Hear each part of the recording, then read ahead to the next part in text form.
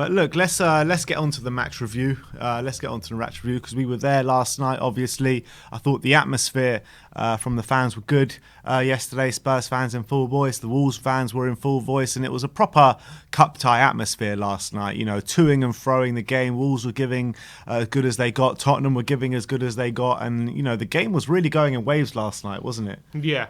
I think obviously for the beginning part of the game we were on top. And actually they scored against the run of play massively, I felt, because it was 2-0 to us, and we were playing some really good football, pressing really well. Yeah. Wolves weren't really creating much, and then out of nothing they get a goal from a corner, and that gave them a lot of momentum. You saw the crowd got lifted. The Wolves their mentality kind of completely changed at 2-1. It was the home fans were dead up until they scored that goal, and then when they did score, it really gave the whole place a lift, didn't it? That's the thing, and it would have been like plain sailing if we hadn't conceded from that corner. But let's just talk about the early part of the game. Like, Ndombele was brilliant. His dribbling ability was all full to see. I don't know how he kept that ball under control for the first goal as well, when it was hit against him so hard, and he was able to just... I don't know if you saw that the ball ricocheted off him, but like he does that slight touch. I think it was with his leg. That slight touch just to keep it under control. The guy's close control is just insane. That's what I'm saying. It's just insane. I don't know how he did it. It was incredible. So he did well to work hard, and obviously got in behind. Really good trick on volley as well, and good finish. And that was a good piece of skill. Spurs were very creative. They're looking energetic and sharp in their first opening exchanges. Some nice quick touch passing, wasn't it? Yeah, for the second goal. Yeah, Ndombele obviously with a bad pass, but Skipp, Lo Celso, Dele all linked up very well to get Kane in behind, and it was great. He looked so sharp running away from Willy Bolly with that touch and finish as well. Looked like he had that been scoring goals all season. That Kane goal, man, from start to finish. The way that Skipp won the ball back, that quick interplay. I can't remember who it was from. Who was the quick interplay? I think it was Dele Alli. Yeah, that was it. Lo Celso and Dele Alli. That through ball from Dele Alli. That touch from Kane to play himself through on goal as well. I mean, the whole goal oozed complete class yesterday, that second goal. Yeah, and it was a great, I must say, for Dele, it was a great ball from him into Kane in behind. I've got to give him credit for that.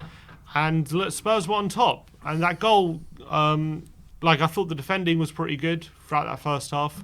And that goal completely changed the momentum, like out of nowhere. You couldn't see Wolves getting back into it until that goal, and then once they got that goal, even at the end of the first half, they were looking really dangerous, and they looked like they could even have scored at the end of the first half. I remember thinking to myself, or I might even said it to you, like when we knew there was going to be a lot added on for injury time at the end of that first half, and like there were 5 minutes to go of the normal time, and we thought, maybe there'll be 5 or 6 minutes, and there was. And I was just thinking to myself, look, we really need half time. We could do without this bloody stoppage time. And we looked ropey for those last 10 minutes of the first half, big time. Yeah, and Wolves could have got. I remember they could have got for another set piece, could have got back in the game. And then second half, I think it was they brought on Adama. Obviously, he made an impact. I thought we dealt with him fairly well, but he still was always a danger, wasn't he? Whenever he was on the ball, beating players, and still. Their second goal, as much as I don't think they created too much like proper chances, but we gave them that second goal pretty much. We did, and you know, Ndombele, as much as we like to say how well he played on the ball, he lets us down though. Gave away 2 goals yesterday. As much as he helped us yesterday in terms of scoring our goal, the attacking impetus he had in that first half, in the first 25 minutes, he gave them 2 goals, and it's just not good enough. It's really not good enough, and you know. He lost his man for the header in the corner, and the first goal he just completely lost the ball in the middle of the park, and you cannot lose it there. Yeah, you cannot lose it there. Looking at obviously we saw in the stadium he was complaining about a foul. He wanted a foul. Looking at the I've seen the footage again, and I don't think it is a foul. I think the guy pinches the ball off him. I think he gets the ball. I think he was complaining he was going through the back of him, but I think he gets the ball first before he actually makes contact. So I don't think it is a foul. I think Romero potentially could have done better with cutting out the pass as well. The thing is, I'm not too sure about Romero because, maybe he could have done better if he positioned his body better, but I think he was wrong-footed and he was kind of stretched to try and get that ball. Yeah, he should have better communication. I know he's been put under pressure by Ndombele, and then all of a sudden they're bearing down on goal, but they had 2 defenders, and I think he followed the ball too much, because if he would have stood off a bit, Sanchez had the other attacker. So I think he could have stood off and tried to, and been in a better position to intercept the pass. He kind of got wrong-footed, obviously. Look, it's not completely his fault, but I think if he looks back at it, he probably thinks I reckon he'll think he could have done a better job with it.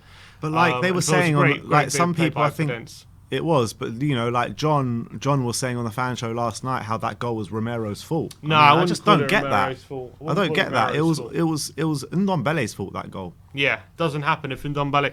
He had so many options. He could have played it back. He could have played it back to the keeper. He could have played it out wide, and he just waited way too long. And I remember we could see it. At the ground, like Ndombele and Skipp were playing it around, and I was like, just release Ndombele, don't lose it, and then he goes and takes too long and lose it. And he's so weak in the challenge, Ndombele. That's what really gets me, because he's a big lad, he can have that physical presence in the middle of the park for us. He's just so weak in the challenge sometimes, and it really annoys me, man. Really annoys me, because all the good work he does gets undone. Yes and no, because I think because he's so creative on the ball, and he offers something that no one else is offering us. Like, if he's not on the pitch, like, we really struggle to open teams up. We probably would have lost instead of drawn the game yesterday. That's the thing. So I wouldn't say all his good work gets undone. I just think we need to manage how he is off the ball.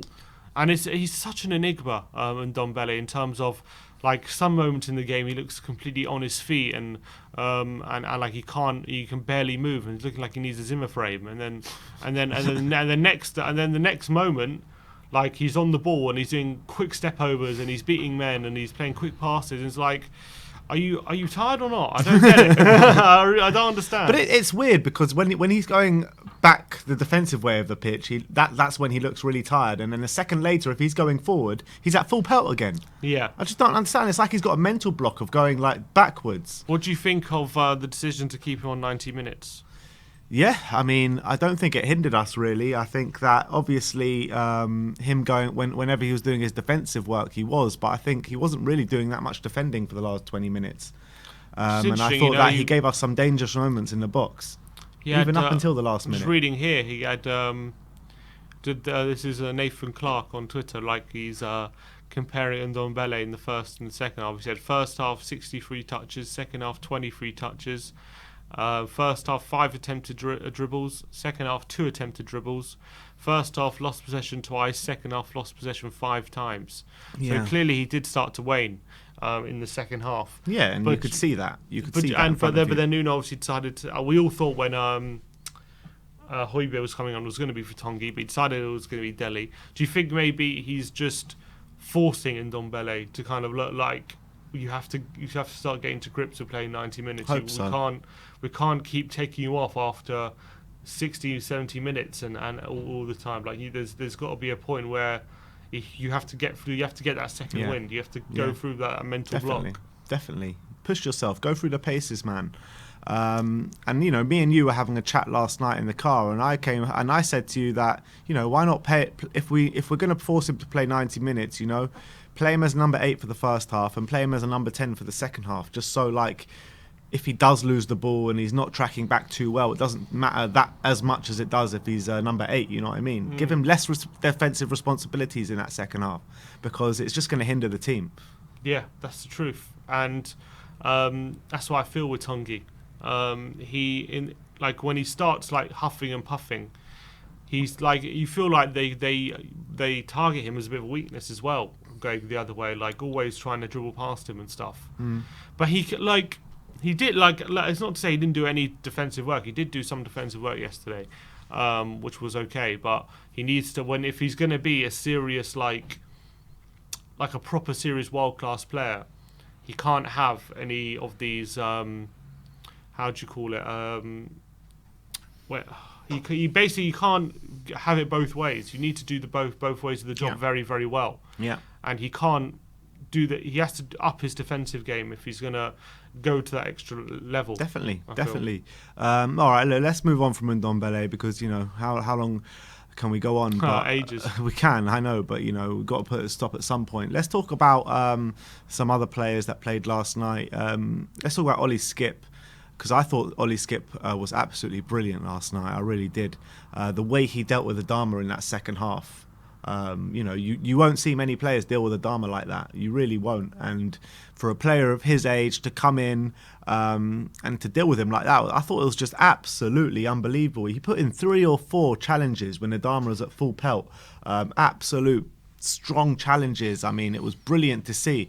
But there seems to be like this current trend with Ollie Skipp in terms of how he's playing, where the first 10-15 minutes he looks a bit ropey and he looks as though he's not going to have a good game, and then he really grows into the game and becomes one of our better players in the team. And that's exactly what happened last night. And I thought, when you look at the game as a whole, he was probably our best player on the pitch last night. Yeah, I thought it was brilliant. Really came of age in terms of his assertiveness in the game. Like, wasn't bullied, wasn't overawed by any occasion. I thought, especially in the second half, I thought he was absolutely fantastic. He really was. Stopping, as you said, Dharma in his tracks multiple occasions when they're on a counter-attack. Broke up the rhythm of Wolves' play on moments when they were on top and put us on the attack as well. Some of his passing, very impressive. Long-range cross-field passes onto wingers and fullbacks, especially a couple to Son, which was really impressive. And I think, obviously, after being dropped or rested, whether you want to look at it against Chelsea, maybe he wanted to prove that he's one of those players you should never be looking to drop in one of these games. He has to be on the pitch. It seemed to be like he wanted to show what he's able to give to the team, and I think he really did show that yesterday. A lot of people have criticised. Not a lot of people, but he's come under a bit of criticism for, as part of the midfield, which has lacked creativity, which is true. But the truth is, for me anyway, for most of this season, like, for doing his job, I think he's done his job pretty well. Yes. I think he's done his job pretty well. Yeah, we've lacked creativity, and he's part of that problem. But in terms of what he's in the team for, I think he's doing a pretty good job. Completely agree. Can't knock Skippy at the moment, I don't think. And another player I want to talk about is Brian Hill. Obviously, his first start against Premier League opposition yesterday, and I think he passed with absolute flying colours. Really did. The way he was creating for us going forward, he was doing that dogged work, getting back and helping out the team defensively as well, especially on Adama. He was a bit lightweight at times, sometimes in the first half, but I thought, again, with like Skipp, I thought he also grew into the game. And that penalty he took in the penalty shootout, absolute Brilliant. nerves of steel for him, for a young player like that to come on, not to come on, but to take a penalty in your first start. I thought it was absolutely brilliant from Brian Hill, and I think that's a very positive step in the right direction and great things to come from him. Yeah, I was really proud of Brian Hill yesterday. I thought he did a really great job creatively. I thought he was actually a menace down that left-hand side. He got in behind a few times, was able to get some cutbacks, some crosses into the box. Obviously, he wanted a bit more quality, but I thought that his ability to get into those positions was impressive. I thought his work rate, never non-stop running, was kind of all over the shop at some points in the second half, and getting a few tackles on Adama Traore as well for a young player was very impressive. And as you say, that penalty, the skip into the top corner, brilliant penalty. To do that in that age, in that kind of in that position, was fantastic from him. Showed real maturity, real composure. To put that, just to place that in the top corner, no doubt about it. He had no doubt in his mind that he was going to score that penalty. He seemed uber confident, didn't he? Mm-hmm. Running up for that ball, and I think hopefully that shows Nuno maybe that he is ready to contribute. Maybe, like, obviously you don't want to rely on him for goals and assists in the Premier League, but if you've got Kane and Son on the pitch, like, for example, like against Palace, like, based on the performance yesterday, there was no reason he couldn't have started against Palace. Yeah. Like, there was no reason he could have easily started that Look, game. Nuno just got it completely wrong against Palace. He just got it completely wrong. But what I like to see from Nuno, what I have liked to see from Nuno, is that since that game, he's only picked attacking lineups. It's true. The lineups have been a lot more offensive, and hopefully, do you think on Sunday he starts if Bergwijn and Lucas are out? It's a difficult one, because you say Son on the left, probably Kane up top. Would you start Hill on the right? It's basically a choice between Gil and Lo Celso, really, on that forward position. I mean, from what I saw yesterday, Gil gets in there for me. Yeah. I think Gil would ask Arsenal a few more questions in the forward positions, and then obviously you got Lo Celso to bring on. Lo Celso's not doing enough for me. I don't think he was terrible, but I don't think he did anything really. That's the thing. He's not terrible, but he's not doing enough. Yeah, he didn't really he had some nice. I think he did some good stuff when knitting the play together as part of the team, like some good passing moves, as involved in the second goal, and it wasn't the only time he was doing that kind of stuff.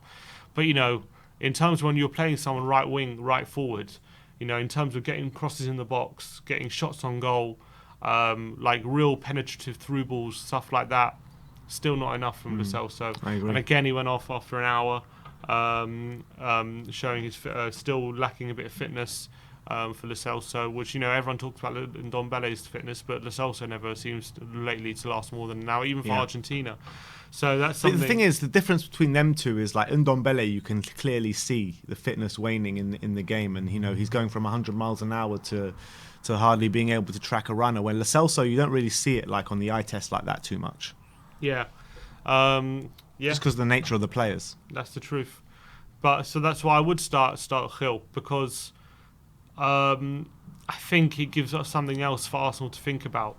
If on the in the forward line, a bit more pace, a bit more creativity, and also he works really hard. So you got no problem when you put Gil in that he's going to be a liability off the ball. I think he's going to be a boundless amounts of energy, making tackles for you, and the only worry is maybe he gets a bit bullied because he's still got a slight frame. And a few times yesterday you could see he gets knocked off the ball quite easily, and that's something he's got to work on. But I still think on Sunday, if Lucas and Bergwijn are both injured, I would seriously consider starting him if I was Nuno. What was your opinion after the game yesterday like? Because obviously there were some good moments in there, some bad moments. I mean, did you leave there? Obviously we won on penalties and there was a good feeling after that. But did you leave that stadium kind of feeling positive about that performance, or were you what were you feeling about that performance? I think we were the better team overall. I do think we're the better team overall. I think we created the better chances, as much as Wolves definitely got back in the game and it wasn't a massive shock when they equalised. I think overall, when you assess the game, I think we were able to get the ball down and play and attack Wolves. I think we probably played the better football and created the better chances. So I would say overall, I was content with the direction the team is going. Still needs a lot of work, clearly. Definitely not infallible, that's for all to see, and there's a lot of things for Nuno to improve on for everyone. But I'm encouraged by that we're improving our ability on the ball to create chances, and we're improving our quality, and we're a lot better to watch of past since Palace. We're getting a bit more easier to watch since Ndombele's come into the team, and so I think that's a good direction. And as Nuno said, there's a lot of imbalance in the fitness, and I think you can see that some players are a lot fitter than others in the team. For example, comparing someone like Bryan Gil to Lo Celso, just there's a big difference in fitness. So I think that once we get acclimatised, everyone gets on board, similar level fitness, I think the sustainability of the performances are going to improve, I'm hoping, once the whole squad is up to a certain level. So I'm encouraged, but still need a lot of work. And obviously, with every good thing at the moment is coming a bad thing as well. And we're starting games well. Before we were starting games poorly, good second halves. Now we're starting games well, and poor second halves. So it's a balancing act, I guess, for Nuno to try and get it right. But I really believe the quality we have in the squad, I think people underestimate how much quality we have. I really do. And if we can just somehow get the balance to get the quality of the squad, the best out of the quality we have, I think we're not going to be as low down as maybe people fear we will be. All right. Yeah. And also I want to mention Dele Alli because Dele Alli. Because I think maybe I think yesterday we didn't really mention how some of the stuff he did, but he got a great assist for the first goal. He also got a great cross for Gil's chance. Gil definitely should have scored that chance. Mm-hmm. That was a great ball from Dele. I think he made the most tackles in the team as well, out of anyone. So I think maybe people who are raving about his performance were right in terms of how well he did. Do you think with Dele Alli last night, because when we were watching the game, we couldn't see, we didn't think he had such a great game yesterday in terms of Dele Alli. Do you think that in the nature of his position now, in the nature of his style of play now, as opposed to what it was, a lot of his good work goes unnoticed?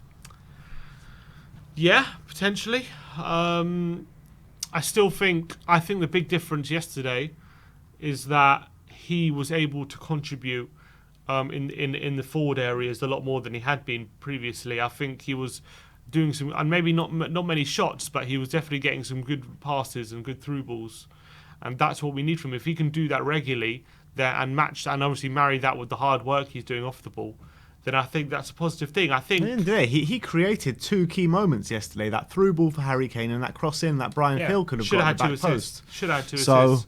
Yeah. And there was another moment he also did a cross across the face of goal, but no one was there to pick it to tap it in. So I think he's doing some good stuff yesterday.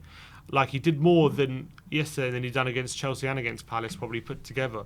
So I think when he came in for criticism in those games, it just him wasn't seen enough. It was in the final third. So I think I don't think it's about his good work going unnoticed. I think people are noticing his good work. I just think people want more from him because of how good we know how good he can be in the final third and what he can contribute. He showed that again yesterday. Yeah, I think Dele had a good game. So I think in the end you got to be happy with his performance. And probably after it came under a bit of criticism, that probably earns him another start against Arsenal, I'd say.